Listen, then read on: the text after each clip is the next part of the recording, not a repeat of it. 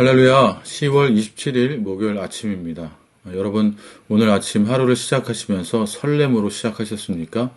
바라기는 오늘 우리 삶 가운데, 우리 일상 가운데 하나님께서 허락하실 일들을 기대하면서 설렘으로 하루를 시작하고 또 마무리했으면 좋겠습니다. 오늘도 그렇게 맛있고 멋있고 향이 있는 제자로서의 삶이 되기를 소망합니다. 오늘도 우리 함께 찬양하며 아침의 문을 열겠습니다.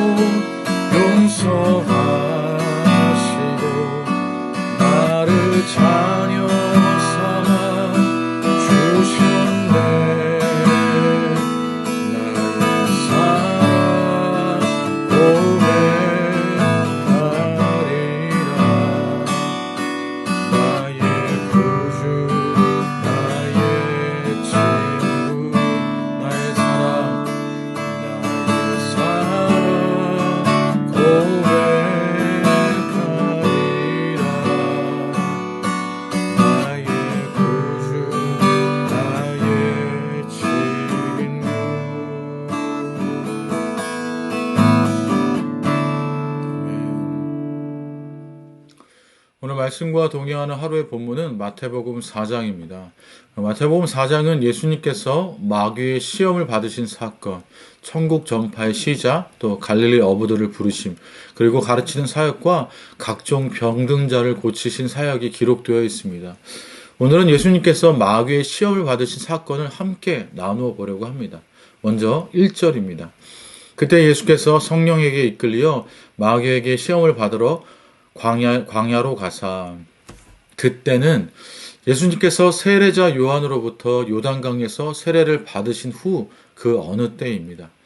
예수님께서 마귀에게 시험을 받으셨다는 것은 예수님께서 공생의 기간 동안 많은 기적을 베푸신 것만큼 놀라운 일입니다. 감히 마귀가 성육신하신 예수 그리스도 성자 하나님께 시험을 할 수 있느냐? 마귀가 예수님을 시험한다는 것이 놀라운 일이지만 마귀가 주권을 가지고 예수님을 시험한 것은 아닙니다. 모든 것이 전능하신 하나님의 승인 없이는 불가능한 일입니다. 구약시대에 온전하고 정직하고 하나님을 경외하고 악에서 떠난 욥이 사탄으로부터 시험을 받았는데 하나님의 승인하에 진행됐던 사실을 기억할 필요가 있습니다. 예수님께서 성령님에게 이끌려 마귀에게 시험을 받으러 광야로 가셨습니다. 시험의 주관자는 성령님이시며 시험의 출제자는 마귀입니다. 우리가 시험을 받을 때 자신의 욕심으로 시험에 빠지기도 하지만 하나님의 영광을 드러내기 위해 하나님께서 우리를 마귀의 시험에 허용하실 수 있습니다. 그 시험을 통과하면 나를 통하여 하나님의 이름이 높여지게 됩니다. 이는 하나님께서 우리에게 복을 주시기 위한 일종의 테스트입니다. 이제 첫 번째 시험 문제입니다. 2절부터 4절까지의 말씀입니다. 40일을 밤낮으로 금식한 후에 줄이신지라 시험하는 자가 예수께 나와서 이르되 내가 만일 하나님의 아들이거든 명하여 이 돌들로 떡덩이가 되게 하라. 예수께서 대답하여 이르시되 기록되었을 때 사람이 떡으로만 살 것이 아니요 하나님의 입으로부터 나오는 모든 말씀으로 살 것이라. 예수님께서 광야에 나가셔서 40일 동안 금식하셨습니다. 40일 동안 밤낮으로 금식을 하셨다는 것은 한 끼도 드시지 않고 하루 종일 금식으로 40일을 지속하셨다는 뜻입니다. 예수님께서 줄이셨습니다. 예수님이라고 해서 배가 고프지 않으셨겠습니까? 만약에 예수님께서 배고픔의 고통을 느끼지 않으셨다면 십자가상에서 죽음 역시 헛된 것이 됩니다. 예수님의 고통은 우리 인간이 느끼는 고통과 동일한 고통이었습니다. 시험 출제자는 마귀입니다. 마귀가 예수님께 나와서 시험에 빠뜨리려고 건넨 첫 번째 말은 이 돌들로 떡덩이가 되게 하라입니다. 마귀는 상대의 약점을 파고드는 유혹 전술을 사용하고 있습니다. 40일 동안 금식하여 줄이신 예수님에게 먹을 것으로 유혹하고 있습니다. 물론 예수님께서는 돌로 떡을 충분히 만드실 수 있는 분입니다. 그러나 말씀이신 예수님께서는 구약의 말씀으로 대답하셨습니다. 예수님께서는 신명기 8장 3절의 말씀으로 마귀의 유혹에 넘어가지 않으셨습니다. 떡이 줄인 육체를 배부르게 할 수 있을지언정 떡으로 생명력을 유지하는 데는 한계가 있습니다. 왜냐하면 인간의 육체는 영원하지 않기 때문입니다. 우리에게 영원한 생명력은 오직 하나님의 말씀에서 옵니다. 하나님의 말씀이 우리를 영원히 살립니다. 아멘. 두 번째 시험 문제입니다. 5절부터 7절입니다. 이에 마귀가 예수를 거룩한 성으로 데려다가 성전 꼭대기에 세우고 이르되 내가 만일 하나님의 아들이거든 뛰어내리라 기록되었을 때 그가 너를 위하여 그의 사자들을 명하시리니 그들이 손으로 너를 받들어 발이 돌에 부딪히지 않게 하리로다 하였느니라. 예수께서 이르시되 또 기록되었을 때 주 너의 하나님을 시험하지 말라 하였느니라 하시니. 마귀의 첫 번째 유혹은 실패하였습니다.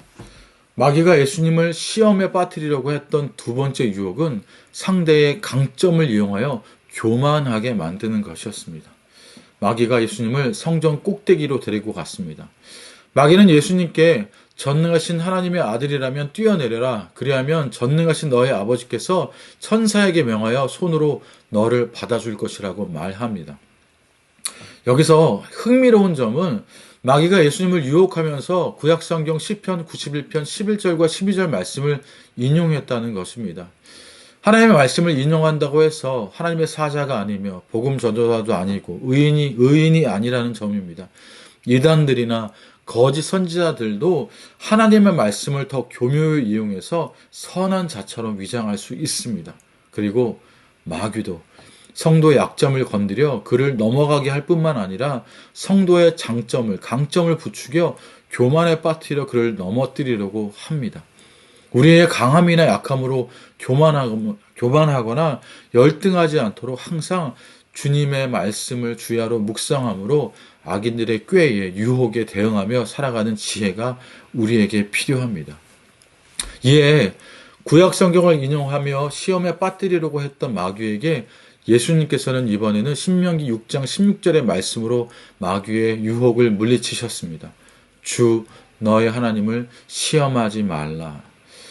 하나님의 능력을 힘입고 살아가는 성도에게 네가 하나님의 자녀이면 무엇을 해보라는 식의 꾀로 유혹으로 시험에 빠뜨리려고 하는 악인들이 접근합니다. 우리가 하나님의 자녀로서 충분히 할 수 있는 일이라도 악인들의 유혹에 의해 그 일을 해서는 되지 않습니다. 하나님의 능력을 사용해서 악한 일을 하지 않도록 말씀으로 늘 무장해야 할 것입니다. 이제 마지막 세 번째 시험입니다. 8절과 9절 그리고 10절에 마귀가 또 그를 데리고 지극히 높은 산으로 가서 천하 만국과 그 영광을 보여 이르되 만일 내게 엎드려 경배하면 이 모든 것을 주리라.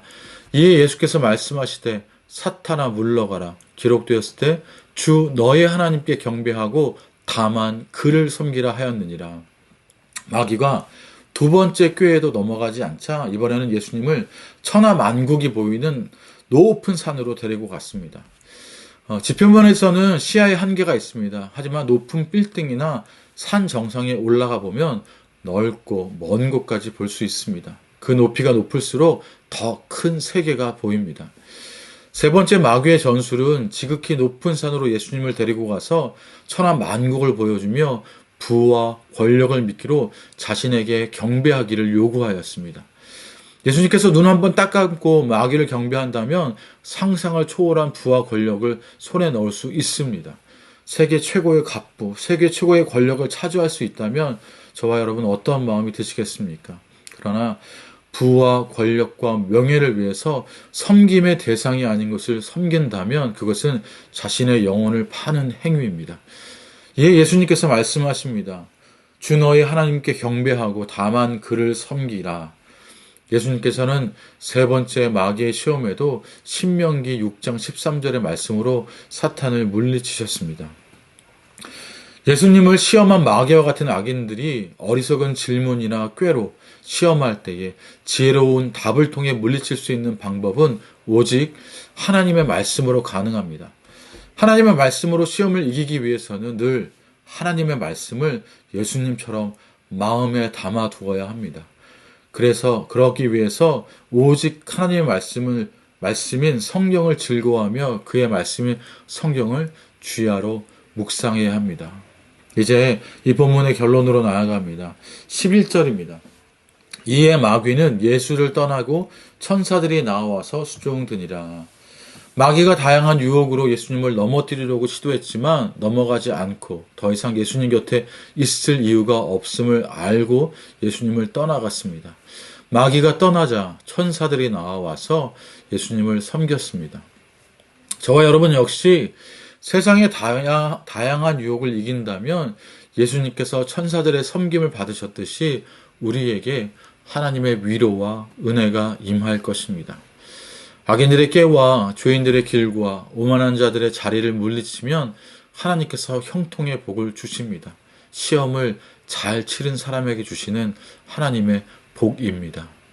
저와 여러분에게 시험을 잘 치른 사람에게 주어지는 하나님의 복이 있길, 그리고 하나님의 위로와 은혜가 있기를 소망합니다. 여러분, 말씀을 마무리하려고 합니다.